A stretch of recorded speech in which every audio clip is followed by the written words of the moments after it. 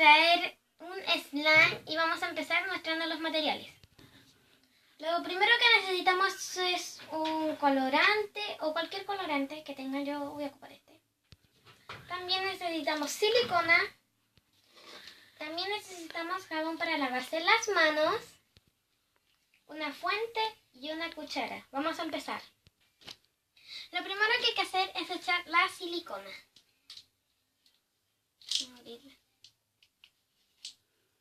¿Ya? Vamos a echarle poquito. Bueno. Ahora lo que hay que hacer hay que pintarlo de cualquier color. Yo le voy a poner 2 gotas.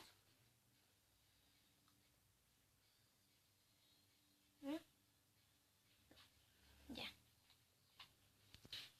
Ahora hay que revolver. Ahí. Esto parece rojo. Nada, no importa.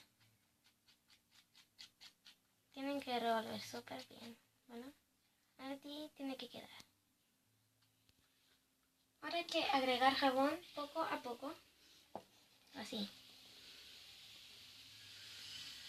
Así. Y revuelven.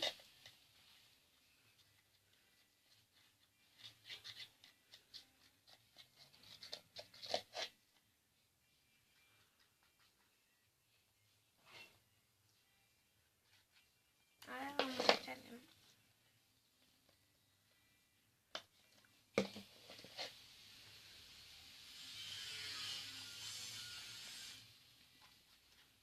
Así.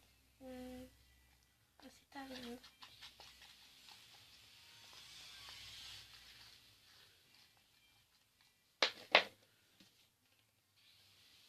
Y esta es la última.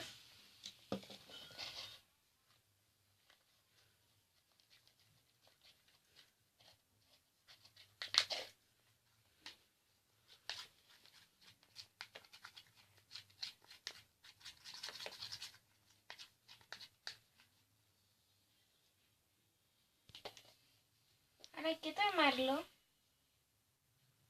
y empezar a amasar.